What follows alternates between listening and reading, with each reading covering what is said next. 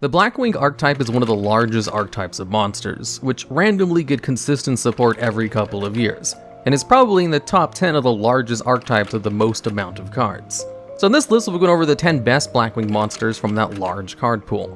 And at number 10, we have Assault Blackwing Raikiri the Rain Shower. This is a level 7 synchro monster with generic materials that has the effect where when it's synchro summoned using a Blackwing monster as a material, then it's treated as a tuner monster while face up on the field, which is only situationally useful if you're trying to go into something like Assault Blackwing on Amara the Divine Thunder, and granted its extra effect to have 3000 attack during the damage step, as well as to set up other kinds of plays. The more important effect is once per turn, you can destroy a number of cards in the field up to the number of other Blackwing monsters you control, which does mean you need to have other Blackwing monsters on the field since it doesn't count itself amongst the allowed Blackwing monsters to destroy your opponent's cards.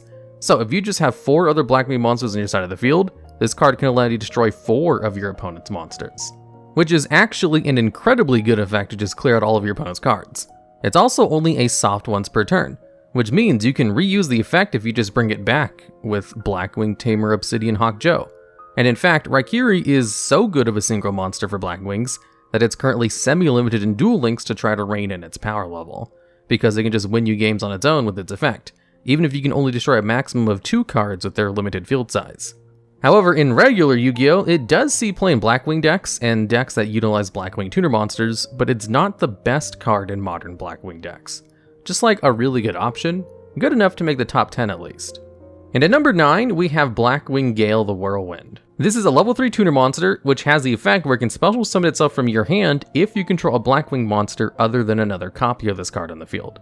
And also, once per turn, you can just cut the attack and defense of one of your opponent's monsters in half permanently. It was that second effect that landed this card on the ban list for a long time, as it was limited to 1 copy because it was too good at just getting rid of boss monsters like Stardust Dragon.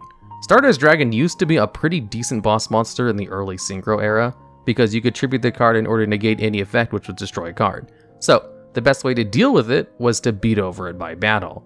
And Gail could cut its attack in half, which would bring it down to 1250, easily within range for its 1300 attack monster to attack over it. And this card can special summon itself from the hand, just as long as you control another Blackwing monster, so it's super easy to bring out too.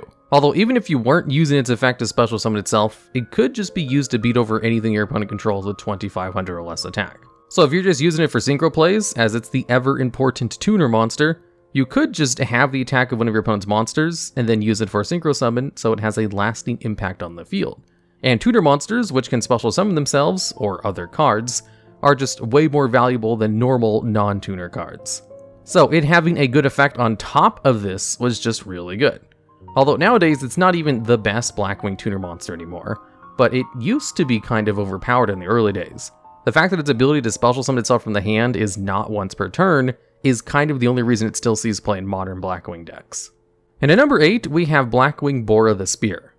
This is a level 4 Blackwing monster which can special summon itself from your hand if you control another Blackwing monster on the field, other than a copy of itself. And then it just has the effect on the field where it deals piercing battle damage.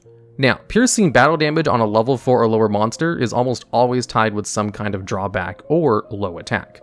Usually it doesn't go any higher than 1700 without some kind of a heavy drawback, like Mad Archfiend putting itself in defense position after attacking, despite only having 1800 attack. Spear Dragon has the same drawback. Gaia Soul the Combustion Collective destroys itself during the end phase, but Bora the Spear not only has no drawback for its high attack piercing battle damage, it also can special summon itself from the hand with a non-once per turn effect. So if you have 3 copies of Bora the Spear in your hand, and you just control any Blackwing monster on your side of the field that's not Bora the Spear, you can special summon all 3 copies from your hand immediately.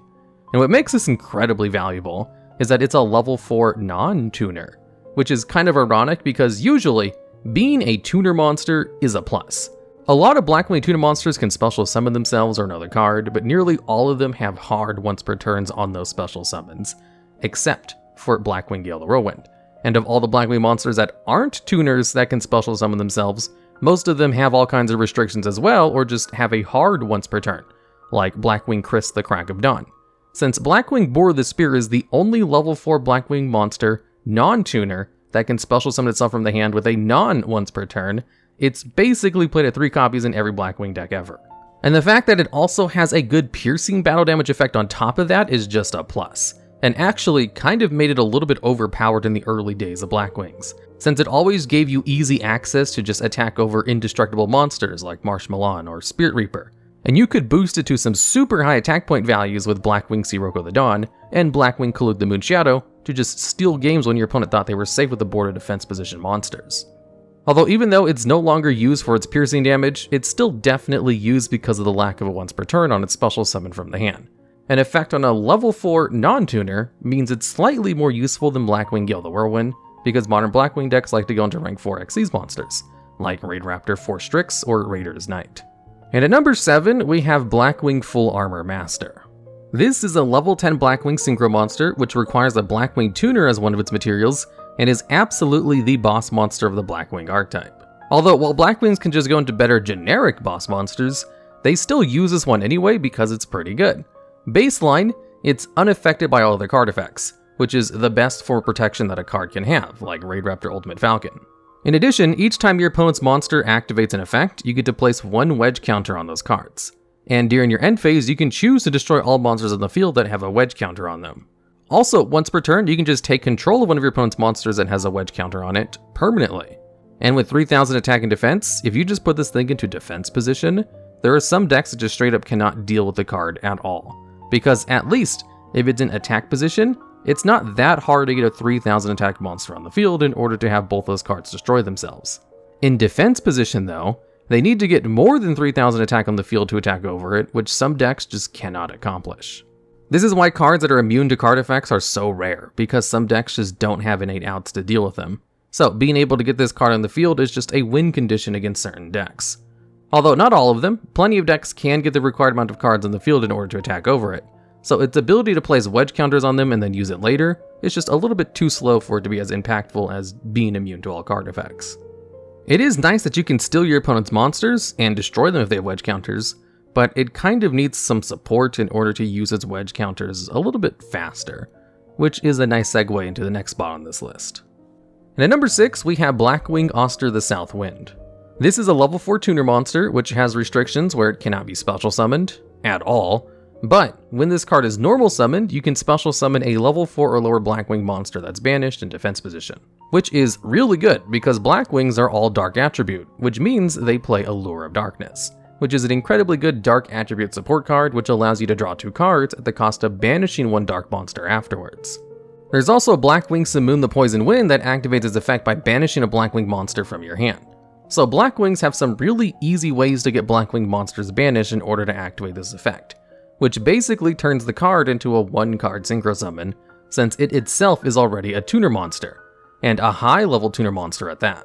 There used to be restrictions on monsters that were level 4 tuner monsters because that in itself used to be a benefit, like the other Blackwing card, Blackwing Kochi the Daybreak, which only has a negative effect where, if it's special summoned, it can't be used as a synchro material, and it has that negative effect because it's a level 4 tuner monster.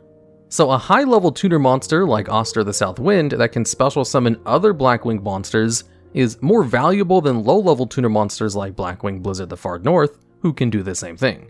Since Blizzard the Far North is only level 2 and can special summon a level 4 or lower Blackwing monster from the graveyard, its maximum potential is a level 6 or lower synchro monster with its own effect, which, while still good, is not as good as being able to go into level 8 or lower synchro monsters, like Assault Blackwing Raikiri the Rain Shadow, or Blackwing Tamer Obsidian Hawk Joe, or even Assault Blackwing Chidori the Rain Sprinkling.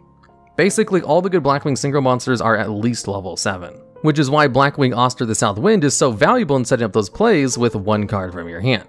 In addition to already being useful as is with its first effect, it also has a graveyard effect, where you can banish this card from your graveyard in order to activate one of 2 effects, where you can place black feather counters on 1 black winged dragon you control, equal to the number of cards your opponent controls, which is a Blackwing synchro monster that's level 8, which technically doesn't count as a Blackwing monster because of reasons, which allows you to use the black feather counters in order to deal burn damage and reduce monsters' attacks. Its other effect is you can instead choose to place 1 wedge counter on each face-up monster your opponent controls that does not have one, which means it can immediately place all the wedge counters on your opponent's monsters needed in order to use Black Full Armor Master's effects, where it can steal one of your opponent's monsters and then destroy all the other ones during the end phase. So because Blackwing Auster the Southwind is able to just set up all of the plays the Blackwings wants to do by itself, and support their boss monster by actually making its effect not horribly slow, it's easily one of the best modern Blackwing monsters, only beaten out by the more broken Blackwing monsters. And at number 5, we have Blackwing Simoon the Poisoned Wind. This is a level 6 Blackwing monster, which is basically the starter card of all their combos, as it has the effect where, if you control no monsters and you have this card in your hand, you can banish another Blackwing monster in your hand in order to place Black Whirlwind from your deck into your spell and trap card zone face up. Then you can choose to activate one of two effects, where you can either send this card to the graveyard, or immediately normal summon this card without a tribute, and without using up your normal summon for the turn. Now, the reason this card gives you an additional normal summon instead of just special summoning itself is because of how the card it places on the field works. Black Whirlwind is a continuous spell card, which has the effect of, if a Blackwing monster is normal summoned, you get to add a different Blackwing monster from your deck to your hand that has less attack than the monster you normal summoned. So with Simoon the Poisoned Wind having 1600 attack, and its effect giving you an extra normal summon, you can basically search out any other Blackwing monster from your deck with less than 1600 attack, like Blackwing Auster the Southwind, who coincidentally would have its effect set up thanks to Simoon requiring you to banish one of your Blackwing monsters in order to activate its effect. And also, Black Whirlwind is not once per turn, so if you actually use up your normal summon on Blackwing monster, you'll be able to search out another card. So Blackwing Simoon the Poisoned Wind by itself is a +1 in card advantage because of what it's able to set up, which could be a potential 2 in card advantage if you count Auster the Southwind's effect that it can set up and use immediately afterwards. However, there are some downsides to Blackwing Simoon the Poisoned Wind, where you can't special summon monsters from your extra deck for the rest of the turn, except dark monsters. Also, during the end phase, you have to send the Black Whirlwind you place on the field to the graveyard and then take 1000 points of burn damage, in addition to its effect being a hard once per turn. So all of its restrictions are pretty warranted based on how good its effect is at setting up the field. And since it's a high level Blackwing monster, it allows you to go into higher level Blackwing synchro monsters easier, like Blackwing Full Armor Master, which is level 10, which means it works perfectly with Blackwing Auster the Southwind, who's a level 4 tuner. And at number 4, we have Black Whirlwind. As already described in the previous section, this card simply allows you to add Blackwing monsters to your hand whenever you normal summon a Blackwing monster, just as long as they have less attack. And since it lacks a once per turn, it has the potential to grant you way more advantage if you're able to have additional normal summons, like Blackwing Simoon the Poisoned Wind. Although even without that, it's inherently a +1 if you're able to use the effect a single time. And since a lot of Blackwing monsters can special summon themselves from the hand, this card was kind of overpowered when it came out in the early days of the Synchro era, and was limited to 1 copy for most of its life on the ban list, mainly because if you had 3 copies out, you'd be able to search 3 times for a single normal summon. And despite being one of the most broken cards in early Blackwing decks, one of the biggest problems with Black Whirlwind was always that it was very hard to search out. Blackwing decks could absolutely pop off if they opened with a single copy of Black Whirlwind in their hand, because it allowed them to search out all their cards. Although, being a continuous spell card that doesn't actually have Blackwing in its name, it was basically unsearchable outside of horribly inefficient things. Until Blackwing Simoon the Poisoned Wind was released in 2018, of course, which coincidentally is when Blackwing started to see a resurgence in competitive play in the modern meta. And at number 3, we have Blackwing Steam the Cloak. This is a level 3 tuner monster, which has the effect that when it leaves the field, you get to special summon a level 1 Steam token, and this effect is not once per turn, which matters because of its other effect, where if this card is in your graveyard, you contribute 1 monster in order to special summon this card from the graveyard, but this special summon is a once per duel effect. Which means if this card's in the field and then it's sent to the graveyard for some kind of link or synchro summon, you get a token, which can immediately be tributed to bring this card back, in order to use for a second link or synchro summon, and then you get another token when it leaves the field for the second time.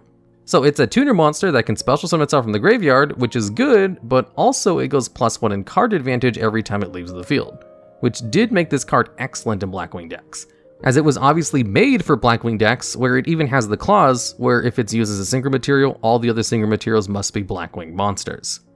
However, if you use it for link materials instead, it's an excellent combo tool with Crystron Halki Fibrax. Crystron Halki Fibrax is a link 2 monster that requires a tuner monster as one of its materials, which allows you to special summon a level 3 or lower tuner monster from your hand or deck on its summon. And any tuner monster that allows you to bring out Crystron Halki Fibrax by itself is basically banned on the ban list, which includes Blackwing Steam the Cloak. You see, you can normal summon Blackwing Steam the Cloak, then send it to the graveyard for Salamangreat Almirage, which would activate its effect to special summon a token. Then you could simply tribute the token in order to bring it back from the graveyard, which would give you 2 materials on the field necessary to bring out Crystron Halki Fibrax, which would also give you another token when it came out. So, Crystron Halqifibrax bringing out another tutor monster from your deck with its effect, and you would basically have 4 materials for a Link 4 monster. So a 1-card Link 4 monster is super strong, and that's why Blackwing Steam the Cloak was banned alongside all the other tutor monsters that enabled Halqifibrax to do these things. So, funny enough, Blackwing Steam the Cloak is banned for something that has nothing to do with the Blackwing archetype, which is a theme for one of the other cards in the higher spot on this list as well. And at number 2, we have Blackwing Zephyros the Elite. This is a level 4 Blackwing monster which can special summon itself from the graveyard if you return a face-up card you control to the hand, in which case you take 400 points of burn damage. And this effect is another one of those few once per duel restrictions, and it absolutely deserves a restriction because its effect is incredibly powerful. Basically, this card is twofold powerful. For one, it special summons itself from the graveyard, which in itself is already super good as we've seen with Blackwing Steam the Cloak. However, its condition for special summon itself from the graveyard is also a benefit, as returning a card you control to your hand means you can use it again. It also doesn't restrict the card you return to your hand in any way. So Blackwing Zephyros the Elite is regularly used in Dark Warrior combos to return DDR Different Dimension Reincarnation to your hand in order to use it again. However, I'm sure its intended use was to allow you to return Black Whirlwind to your hand, so it would be easier to use in Blackwing decks who already play an easy-to-use face-up spell card. Or even Blackwing Bora the Spear or Blackwing Gail the Whirlwind, 2 cards that can just come back immediately since they don't have once per turns on their special summons. And it is actually really good in Blackwing decks after Blackwing Simoon the Poison Wind was added, because it allows you to keep Black Whirlwind from being destroyed during the end phase. But also, it's just used in a ton of other decks. The ability to return cards to use them again, while also getting a card out from the graveyard, which is dark and level 4, has been used in all kinds of competitive decks, like Danger decks, Shaddolls, Lunalights, Fire Fists, Spirals, Dark Warrior, Infernity, Light Swords, Dinosaurs, True Dracos, Zodiacs, Performapals, and many, many more. It's basically a staple card in any deck that likes to send monsters to the graveyard because of how easy it allows you to turn that into an advantage. And in fact, it's so good in so many different kinds of decks that I think it deserves a higher spot on this list than a banned card like Blackwing Steam the Cloak, which is only banned because of Crystron Halqifibrax.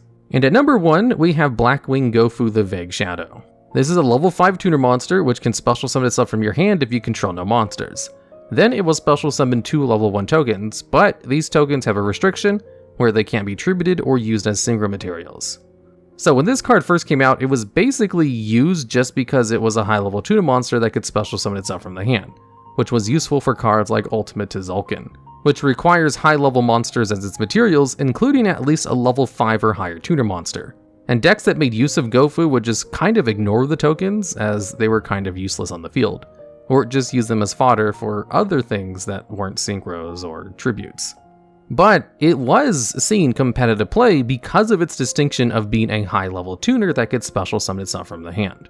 Then, in 2017, Link monsters were introduced, and the card kind of became broken overnight. Gofu was basically a 1-card plus 2 in card advantage, which could allow you to immediately go into a Link 3 monster, which was just usable in pretty much every deck at the time. Blackwing Gofu the Vague Shadow immediately shot up as a staple card to be included in every deck. And since Grinder Golem also existed at the same time and was more broken as an unintended staple in the New Link era, it kind of flew under the radar a little bit, and was able to survive not being banned until 2018. Blackwing Gofu the Vague Shadow was entirely able to set up huge pluses by itself without ever needing Crystron Halqifibrax.